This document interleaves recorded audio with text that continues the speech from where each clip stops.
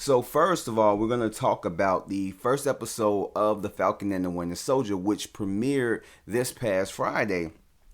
And man, this show actually it kind of surprised me. Like this episode, it kind of surprised me for the simple fact that it was on a regular length type of episode because with the Mandalorian, mainly it averages like around 30 something minutes per episode.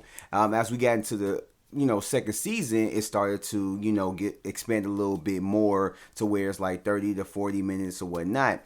And with WandaVision, because it was kind of like taking on the kind of like sitcom type length of the show, so we had majority of the shows, which was episode 1 through 8, being the length of like 20 to 30 something minutes, with the last episode being nearly almost an hour. With the first episode of Falcon and Winter Soldier, it started off with being 42 minutes, and that's not including the credits or whatever, the end credits. This is just the full length of the episode or whatnot. So I can appreciate that. But what kind of sucked about it was that the episode did not feel like it was 42 minutes long. It really didn't feel like it. It felt like it was 20 something minutes long because it literally just flew by. You got into it, just basically just getting into it. It made it feel like, it was like we needed more. With the first action sequence of the whole show, which is actually pretty damn good.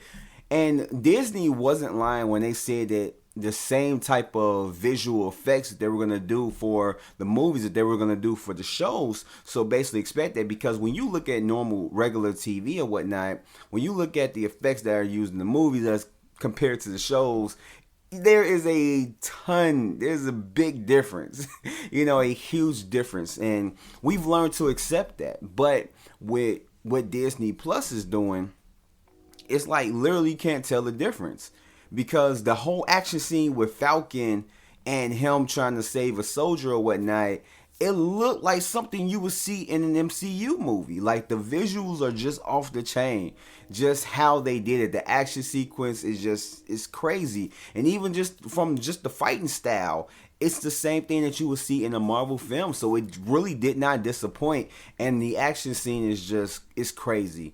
From just beginning to end, and it shows like literally it's like, yeah, Falcon deserves to be an Avenger, because what he did in there was just completely badass, and I really did like it. And then also it get a little bit into Bucky. Bucky does have a fight scene in this episode. They haven't even met together. So it was just kind of establishing where they are in their, in their lives at this moment, after the blip, after, after the event of Endgame or whatever, or the events of Endgame.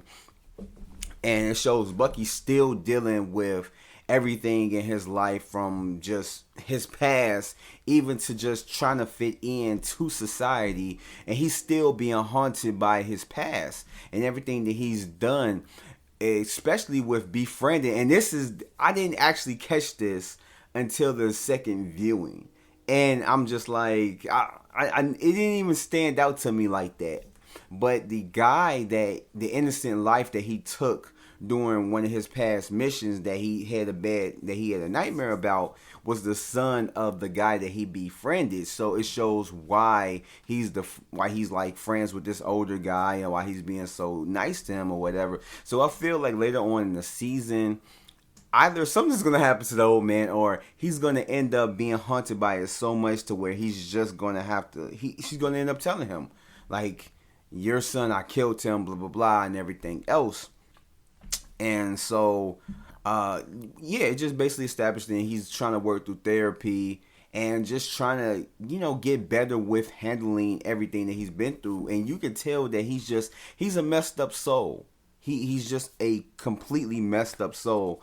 And, his whole fight scene is really just a past thing or whatnot, of him doing one of his missions that Hydra sent him on, killing whoever and everything else, and just showing what type of, like, monster he was as far as his mental goes. And it just really, that's really what the episode was about, as well as following Sam and his personal life with his sister and his nephews or whatever, and they're struggling money wise, and just kind of shows like how they are with the whole after the blip and how things were during the blip. Because one thing that we did learn from, WandaVision, even in this first episode of The Falcon and the Winter Soldier, is that it was hard for a lot of people during the blip, not only dealing with loved ones just disappearing off the face of the earth and not knowing that they were going to come back. It's just literally people sitting with the thing of just accepting, like, they're gone, so we have to move on. So you got to think of how much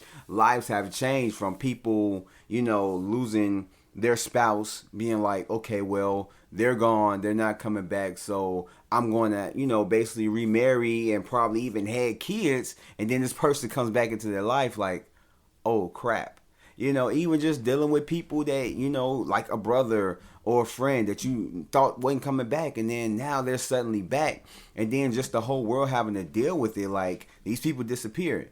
Now they're coming back. Now, like, how are we dealing with this? Even to when, they went in to get a loan from the bank or whatever to help them out, and basically just telling them that, like, yeah, that, policies had to change because the blip happened and then people came back, so they can't just be giving out money. Like, it's just kind of like it's a weird scenario, and it just shows the struggle with people having to deal with, when the blip happened, and then now just still struggling with trying to change back or change into something else when people came back. So it just shows how people are handling in both situations or whatnot.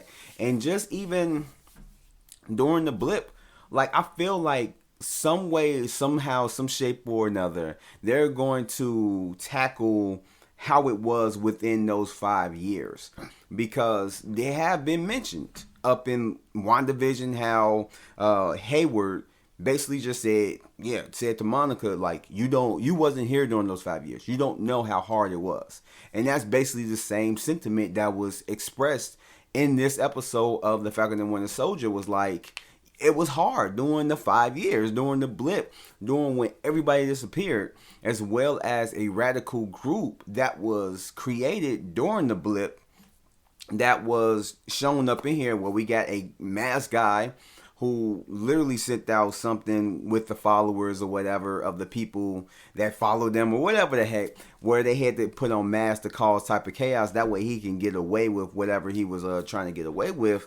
And it shows that he has super abilities to the point where Sam gets the footage and he is kind of thinking, like, is this Bucky? Do we have to worry about him, converting back or reverting back into his old ways? And it kind of hints towards that, because he doesn't want to say it, but he wants to make sure whatnot. And we can see that, Sam has been reaching out to Bucky, but Bucky hasn't been, returning his phone calls or text messages or whatever it is. And it just shows, like, the whole blip, the 5 years is going to play a major role within this series, And I feel like with the later movies, it more than likely going to play a major role with certain characters and certain situations and everything else. And it also deals with, Sam just kind of like trying to figure out, do he really deserve to hold the mantle or at least the shield of Captain America? Because it starts off with him basically having the shield and basically giving it back to the U.S. because he feels like he's not fit for it. He feels like that belongs to Steve Rogers, like it's not his. Even though Steve told him, this is yours.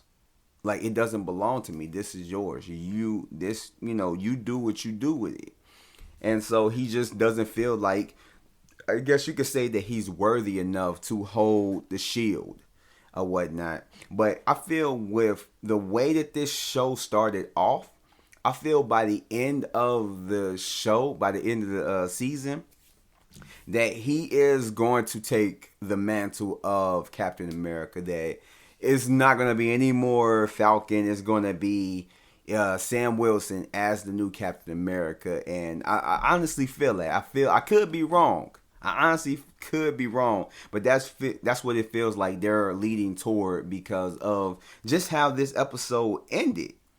Just basically, you got this guy, this Randy, this random dude who is put in the suit of Captain America to be the new Captain America. Now, I don't think that he has any like superpowers or super abilities like Steve Rogers. I feel like he's just a guy that they're using to represent as Captain America. Is he gonna be? Does he have any type of skill? Is he military background to where he can actually do something with the mantle?